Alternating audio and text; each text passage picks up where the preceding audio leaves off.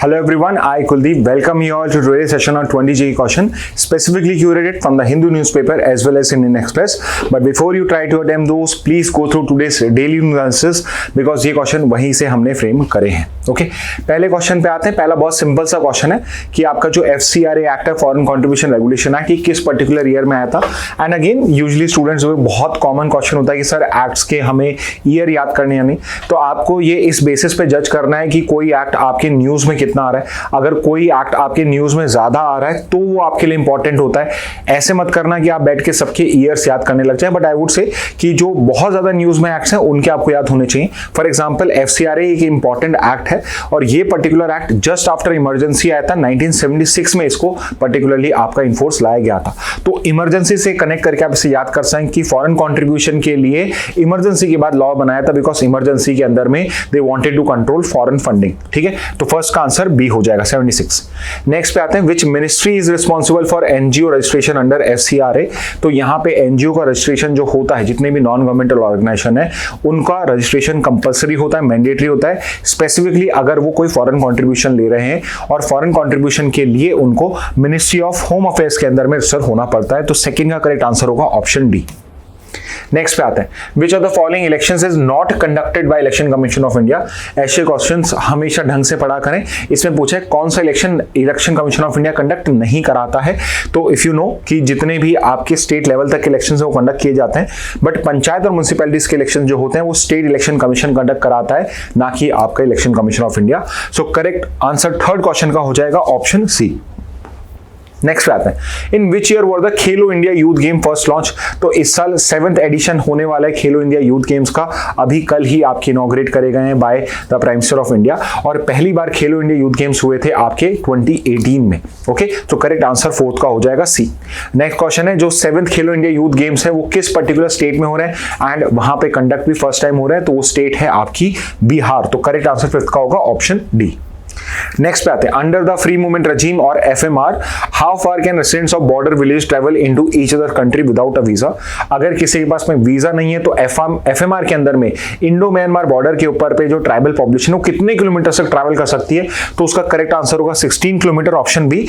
दोनों साइड के जो ट्राइबल्स हैं जो बॉर्डर एरियाज में रहते हैं वो 16 किलोमीटर एक दूसरे की टेरिटरी में एंटर कर सकते हैं. तो 6 का करेक्ट आंसर होगा ऑप्शन बी. नेक्स्ट पे आते हैं which Indian government body primarily oversees the implementations of the FMR. FMR जो है वो कौन सी मेन बॉडी है जो इसका इंप्लीमेंटेशन शोकेस करती है. तो ये करा जाता है by the ministry of home affairs only. तो करेक्ट आंसर 7th का हो जाएगा ऑप्शन सी. नेक्स्ट पे आते हैं the enforcement directorate function under which ministry. जो इन्फोर्समेंट डायरेक्टरेट है जिसको आज हमने डिस्कस भी करा है, वेरी सून जब भी उसका जजमेंट आता है इसके पावर्स को लेके और किस बात में बात कर रहा हूं तो न्यूज़ एनालिसिस देखिए वहां आपको समझ में आएगा. इन्फोर्समेंट डायरेक्टरेट जो है वो किस मिनिस्ट्री के अंदर में फंक्शन करता है. So it functions under ministry of finance, department of revenue ministry of finance के अंदर में फंक्शन करता है. 8 का करेक्ट आंसर डी.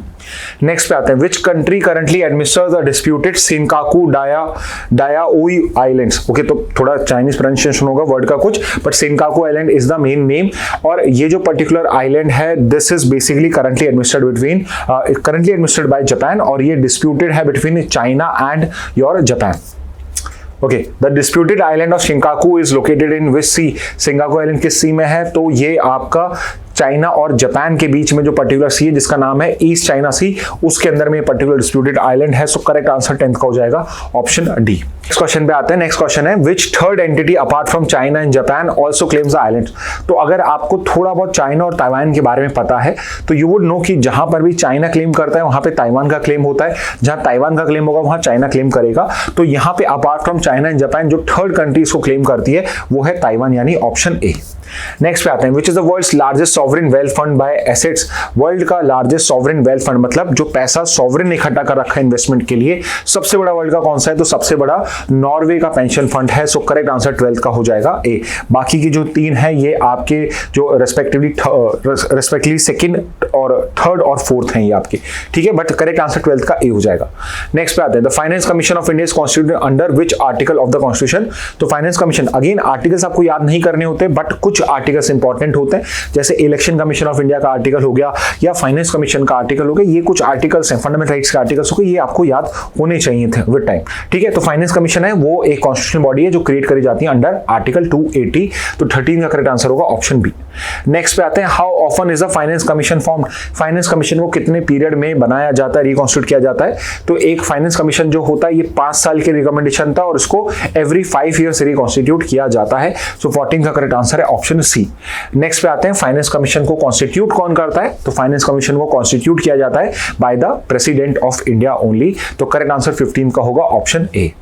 नेक्स्ट पे आते हैं, the 16th finance commission will give recommendation for the period. तो 16th फाइनेंस कमीशन जो अभी करंटली आपका फाइनेंस कमीशन है उसका पीरियड कौन सा है? तो उसका पीरियड है 2026 से 2031, तो जो वो रिकमेंडेशन देगा those would be applied between this particular time period, तो 16 का करेक्ट आंसर है ऑप्शन बी।